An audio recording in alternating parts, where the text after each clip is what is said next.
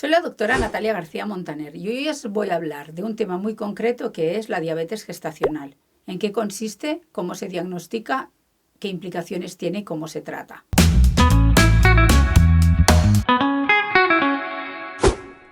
La diabetes gestacional, como su nombre indica, es un tipo de diabetes muy diferente de la que popularmente conocemos, que afecta a las embarazadas y es causada por el embarazo.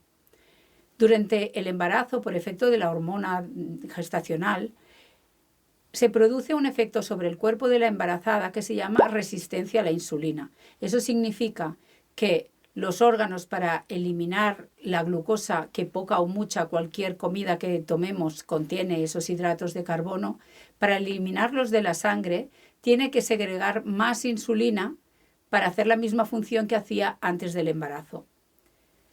Esto requiere que el páncreas haga un sobreesfuerzo y nos encontramos muy a menudo de que son gestantes que habitualmente no tienen ningún problema con la metabolización de los hidratos de carbono, pero que ese sobreesfuerzo que le estamos pidiendo a ese páncreas es incapaz de hacerlo. Con lo cual, durante el embarazo entra en una fase que se resolverá una vez después del parto, entra en una fase durante la cual, después de las comidas, como su páncreas es un poquito insuficiente, no genera la cantidad adecuada de insulina para mantener siempre los niveles de glucosa en sangre óptimos.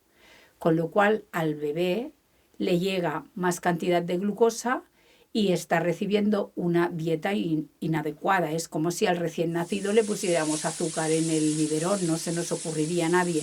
Pues durante el embarazo el bebé le está llegando mucha más glucosa de la que es adecuada. Esto tiene unas implicaciones en el feto que son, por un lado, evidente que puede engordarse más de la cuenta, y los hijos de madres con diabetes gestacional que no se han controlado suelen tener problemas de fetos muy grandes que se llaman macrosomas, fetos que pueden tener dificultades para nacer porque pueden coger mucho volumen, mucho peso. Y por otro lado, el feto también hace un trastorno metabólico, porque en una relación íntima entre la madre y el feto ¿qué es lo que hace? Intentar compensar esa dificultad que tiene su madre en la secreción de insulina y se esfuerza en segregar mucho más insulina a él para compensar esos niveles de azúcar altos que tiene la madre y que le llegan a él. ¡Wow! Es por esto que los hijos de madres con diabetes gestacional, después de nacer, pueden presentar cuadros de hipoglucemias, quiere decir niveles de azúcar en sangre más bajos de lo debido, porque su páncreas lleva esa inercia de segregar mucha insulina para ayudar a su madre en ese trastorno que tiene. La diabetes gestacional, una vez sabemos que existe, se puede controlar fácilmente. Y si está bien controlada y la gestante mantiene niveles de azúcar normales a lo largo del embarazo, no tiene por qué tener ninguna repercusión fetal. ¿Cómo se diagnostica la diabetes gestacional? Pues a todas las gestantes de forma rutinaria en el segundo trimestre de embarazo se les solicita en la analítica un test que se llama test de O'Sullivan. Este test consiste en administrar por vía oral una solución con 50 gramos de glucosa que la gestante tiene que tomar en un corto periodo de tiempo, después esperar durante 1 hora sentada en reposo en el laboratorio y al cabo de 1 hora se le hará la extracción de sangre para valorar cuáles son los niveles de glucosa 1 hora post sobrecarga. Se hace en estas condiciones en reposo para homogenizarlo y para que todo el mundo tenga niveles parecidos a la hora de valorarlo. Si la gestante durante esa hora sale fuera del laboratorio y da un paseo, pues a lo mejor está quemando unidades de glucosa que después falsamente resultan más bajas. Hay que hacerlo durante esa hora manteniendo reposo y estando sentada en el laboratorio. Si los niveles de glucosa 1 hora post sobrecarga son superiores a 140, se diagnosticará un O'Sullivan patológico, que no es sinónimo de una diabetes gestacional.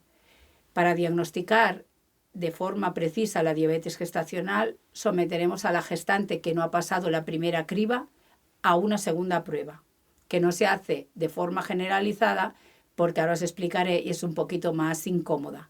Quien supera el test de O'Sullivan quiere decir que va sobrado frente a la metabolización de la glucosa, y quien le da el test de O'Sullivan patológico se somete a la curva larga de glucosa. Es parecida al test de O'Sullivan, la solución de glucosa que ha de tomar la gestante es de 100 gramos en lugar de 50 y se hace la determinación de glucosa basal antes de tomar la solución al cabo de 1 hora, de 2 horas y de 3 horas de haber tomado la sobrecarga de 100 gramos de glucosa. De estas 4 determinaciones, para hacer el diagnóstico de diabetes gestacional, hará falta que 2 de las 4 estén por encima del rango normal. Si solo una sale por encima del rango normal y las otras 3 son normales, se diagnostica una intolerancia a la glucosa. Y eso requiere repetir la curva larga al cabo de 3 semanas.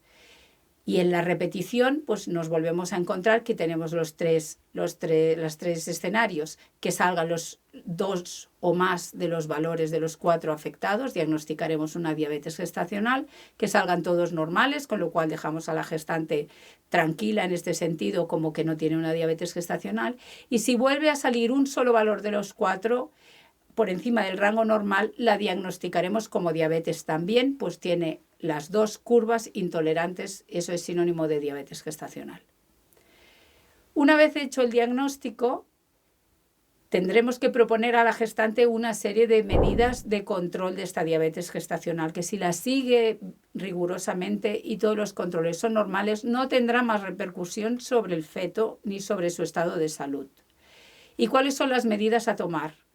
Pues hacer una dieta que entregará el ginecólogo con una cantidad de hidratos de carbono controlada, porque no podemos pedir a la gestante que no tome hidratos de carbono, los necesita ella y su feto, pero una cantidad controlada que nos permita valorar si podemos rectificar cantidades o podemos rectificar tipos de hidrato de carbono para mantener los controles normales. Porque a partir del momento en que se diagnostica la diabetes gestacional, le pediremos a la gestante que varias veces al día, como mínimo, después de 1 hora de los 3 comidas principales del día, desayuno, comida y cena, se haga una determinación periférica pinchando el dedito y sacando una gota de sangre y analizándola en un glucómetro y anotando estos niveles de glucosa cómo salen.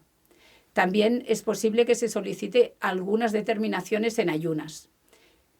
Cuando la gestante va haciendo estos controles y acude a las visitas gestacionales, pues valoramos si mantiene niveles de glucosa óptimos o tolerables para una buena salud de ella y del bebé.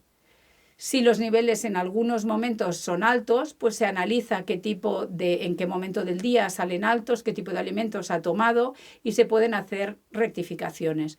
Y en casos muy extraños que la dieta no funciona y se constata que siempre los niveles están altos durante mucho rato después de las comidas en sangre, a veces es necesario poner dosis muy, muy, muy bajitas de insulina, pero poner dosis de insulina para control de esos niveles de glucosa. Mientras tanto, también la gestante, ¿qué puede hacer para controlar todo esto?